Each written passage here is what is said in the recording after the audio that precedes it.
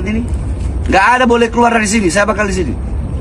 Nggak boleh keluar dari sini sebelum pelaku ditangkap. Itu intinya. Bahar Smith datangnya belakangan setelah pertama kali warga. Pertama kali yang menggerebek kejadian itu adalah warga. Terus yang kedua, tim hukum muslim. Terus yang ketiga, Polri. Baru setelah semuanya selesai, datang Bahar Smith. Kalau ada yang macam-macam sama ulama kita, tidak usah berurusan sama yang lain. Sama Bahar bin Smith, sama Umar K. Maka pada hari ini, saya nyatakan Umar K ataupun Bahar Smith, kalian berdua hadapi Heri Pras 1. Bahkan mau duel pun 2 lawan 1 ini saya siap. Kalau memang syarat agar kalian berani bertemu Heri Pras face to face, harus duel dulu 2 lawan 1. Tentukan jadwalnya, buat kalian video. Siap Heri Pras, kami berdua akan hajar Heri Pras. Apakah berani? Kita tunggu keberaniannya. Baru-baru ini ada kabar yang sangat menghebohkan. Sekelompok anak muda melakukan kegiatan yang dimana kegiatannya menista agama Islam. Dan memang di Indonesia itu adalah langganan penistaan agama. Yang dimana pelaku-pelakunya ya seolah-olah bebas berkeliaran. Tetapi yang menarik perhatian kali ini adalah penampilan Bahar Smith yang seolah-olah bak pahlawan memarahi tukang tenda. Jadi berhenti, stop itu, stop. Kalau ada yang nggak stop, saya pecahin kepalanya ya. Memarahi tukang tenda, teman-teman. Ya maklum, namanya sudah mulai redup. Banyak orang yang sudah mulai tidak percaya kepada Habib. Lalu seolah-olah dia membawa timnya untuk merekam aksi heroiknya untuk memarahi tukang tenda. Yang dimana sejatinya kalau kita berbicara masalah pencitraan Bahar Smith sudah tidak terhitung. Namun kita tidak boleh tertipu dengan pencitraan semacam ini, karena kita sudah mengantongi berbagai macam penipuan Bahar Smith yang mengatasnamakan Nabi Shallallahu Alaihi Wasallam. Sangat-sangat banyak. Jadi jangan harap dengan tingkah seperti ini umat, ya terkhusus saya, kalau orang yang awam, ya taruhlah orang yang tidak tahu jejak digital Bahar Smith, penipuan Bahar Smith, pembodohan, kebohongan, dawir dari dia, yang mungkin akan memuji-muji kelakuannya memarahi tukang tenda. Namun yang perlu kita edukasikan, ketika kasus ini sudah ditangani oleh polisi, ya Bahar Smith bikin video pencitraan seolah-olah ya dia bagian dari tim penggerbekan. Tapi ya tidak apa-apalah, namanya orang lagi berusaha untuk memperbaiki nama buruknya, citra buruknya cucu palsu Nabi ini, ya kita saksikan sendiri. Namun teman-teman, yang perlu kita garis bawahi, hal seperti ini kalau saya melihat dari segi detail kronologi kejadiannya, orang-orang yang melakukan ini adalah orang-orang yang diduga mereka sudah menyeting agar produk yang mereka jadikan bahan untuk melakukan acara tersebut ya tidak kurang lebih sebagai promosi.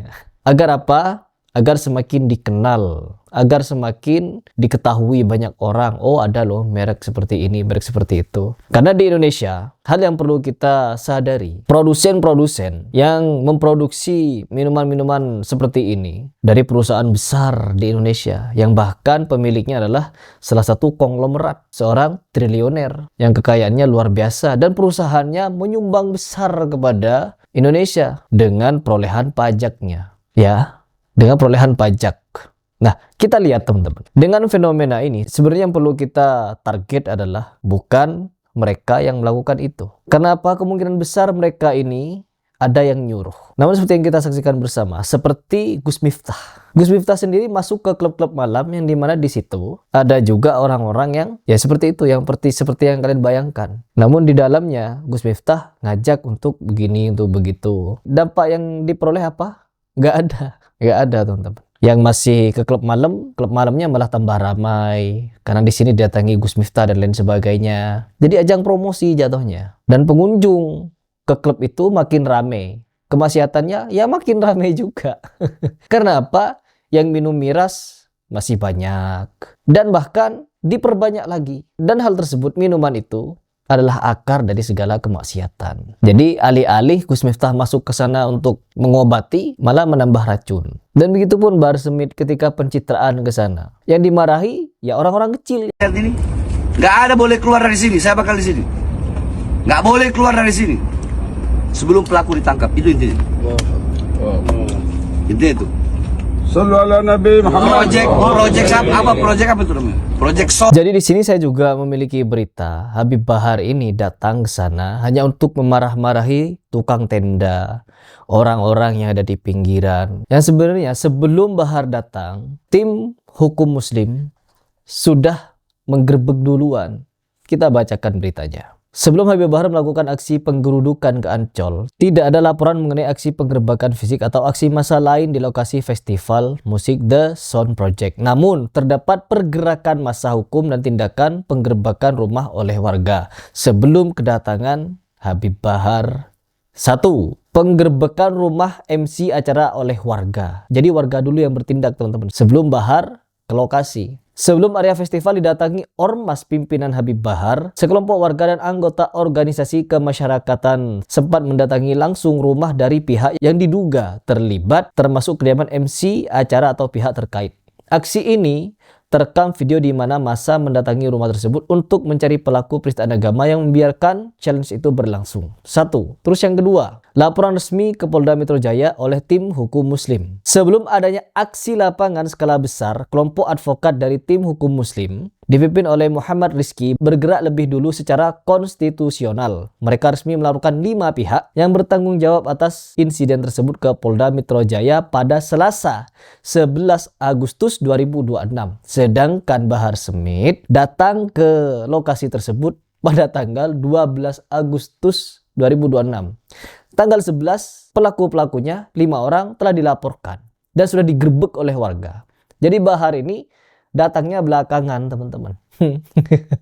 Tetapi seolah-olah dia bak pahlawan. Ya, itu namanya pencitraan, ya. Terus yang ketiga, tindakan penyelidikan oleh aparat Polsek dan Polres. Pihak Polsek Pademangan dan Polres Metro Jakarta Utara sudah lebih dahulu melakukan intervensi hukum di lokasi sebelum ormas datang. Polisi langsung mengamankan TKP, menyita barang bukti, serta memanggil pihak event organizer dan master of ceremony untuk menjalani pemeriksaan. Ya, jadi Habib Bahar ini datangnya paling belakang. Bahar Smith datangnya belakangan setelah pertama kali warga. Pertama kali yang menggerebek kejadian itu adalah warga. Terus yang kedua, tim hukum Muslim. Terus yang ketiga, Polri. Baru setelah semuanya selesai, datang Bahar Smith. Mau apa sebenarnya ente ini, Bahar? Jadi jangan sampai teman-teman terkecoh. Wow, yang paling berjuang di sini Bahar Smith, yang paling berpengaruh di sini Bahar Smith, karena Bahar Smith jadi begini. Enggak, Bahar Smith itu datang belakangan setelah semuanya beres dan sok marah-marah.